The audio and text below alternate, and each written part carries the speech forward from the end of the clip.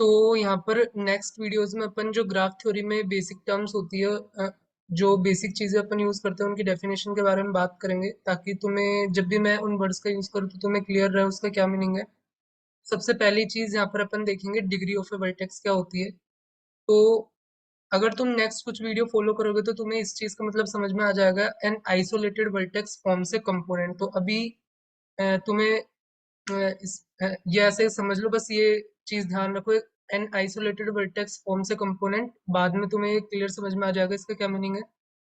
तो सबसे पहले यहाँ पर अगर अपन देखें तो जैसे ये मैंने यहाँ पे फेसबुक का एक एग्जांपल लिया, तो इसमें अगर तुम किसी भी पर्सन को देखोगे तो यहाँ पर ये एक ग्राफ के फॉर्म में प्रेजेंट है सारी चीजें।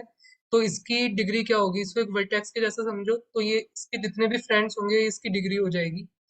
तो डिग्री का ये मीनिंग है कि वो जो वर्टेक्स है वो कितने एजेस है, कितने एजेस से वो जुड़ा हुआ है, उस तरीके से उसको समझ सकते हो।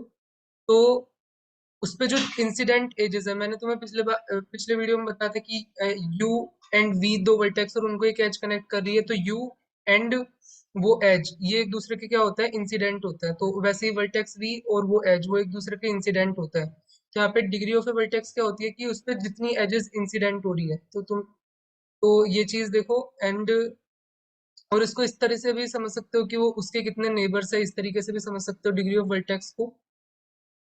और डिग्री ऑफ वर्टेक्स को अपन डैग ऑफ वी से डिनोट करते हैं यहाँ पर। और डिग्री ऑफ ग्राफ क्या होता है, जो मतलब एक ग्राफ में बहुत सारे वर्टेक्स होंगे और उन वर्टेक्स की डिफरेंट डिफरेंट डिग्रीज होगी, और तो जो मैक्सिमम डिग्री होगी उसको अपन डिग्री ऑफ ग्राफ बोल देंगे।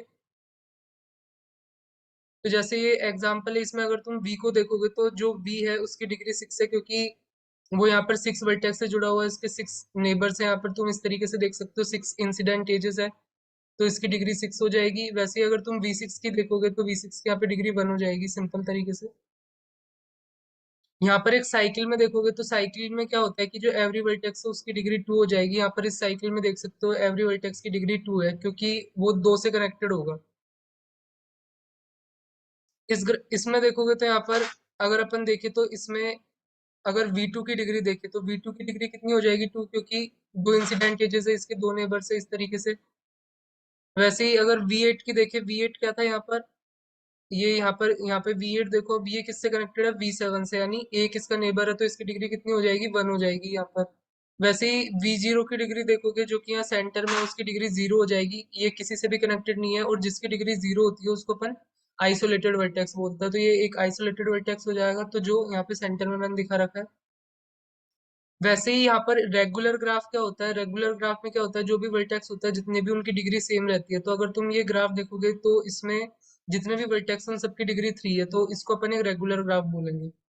और के रेगुलर का क्या मीनिंग होता है कि के रेगुलर का मीनिंग है क्योंकि सबकी डिग्री सेम है, तो अब वो जैसे इस एग्जांपल में देखोगे तो सब वर्टेक्स की जो डिग्री है वो 3 है, तो यहाँ पर 3 है, वो जो नंबर है वो सेम, जो डिग्रीज है वो तो है ही सबकी, लेकिन कितनी है वो, तो यहाँ इस केस में 3 है, तो इसको 3 रेगुलर बोल देंगे। यहाँ पर ये 3 रेगुलर ग्राफ हो जाएगा। एक रेगुलर ग्राफ में ध्यान रखो सारे वर्टेक्स की डिग्री सेम होती है। उसके बाद यहाँ पर अपन कॉम्प्लीमेंट ऑफ ग्राफ क्या होता है वो देखते हैं। तो यहाँ पर एक ग्राफ को मैंने बताया था, एक सेट ऑफ वर्टिसेस और सेट ऑफ एजेस, इस तरीके से। तो यहाँ पर कॉम्प्लीमेंट क्या होगा, वर्टेक्स अभी भी वही रहेंगे, लेकिन जो एज थी वो यहाँ पर जैसे पहले V1 और V2 के बीच में ओरिजिनल ग्राफ में एज थी, तो अब उसके कॉम्प्लीमेंट ग्राफ में क्या होगा कि उन दो वर्टेक्स के बीच में एज नहीं रहेगी, यानी जिन वर्टेक्स के बीच में पहले एजेस थी, अब वो कॉम्प्लीमेंट में क्या होगा, वो हटा देंगे, और जिनके बीच में नहीं थी वो ऐड कर देंगे। तो अभी जैसे एक एग्जांपल में देखेंगे,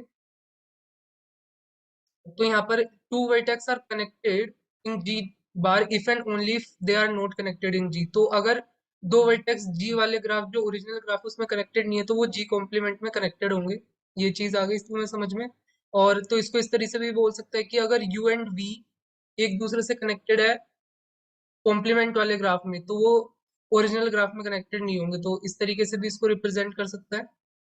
तो जैसे इस एग्जांपल में देखोगे तो ये जी है और जी बार है, तो यहाँ पर अगर अपन देखें जो V1 है, तो V1 क्या है, किस किस से कनेक्टेड है, यहाँ पर V2 से कनेक्टेड है, V3 से कनेक्टेड है, V4 से कनेक्टेड है। तो इसके कॉम्प्लीमेंट में क्या होगा कि ये इन तीनों से कनेक्टेड नहीं होगा, इन तीनों को हटा देंगे, और जिनसे पहले कनेक्टेड नहीं थे यानी V5 एंड V6, उनसे अपन इसको कनेक्ट कर देंगे, तो ये इस तरीके से आ जाएगा।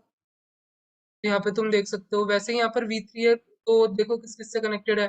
V2 से है, V1 से है, V6 से एंड V4 से है। तो अब क्या होगा इसके कॉम्प्लीमेंट ग्राफ में, इन चारों से कनेक्टेड नहीं होगा।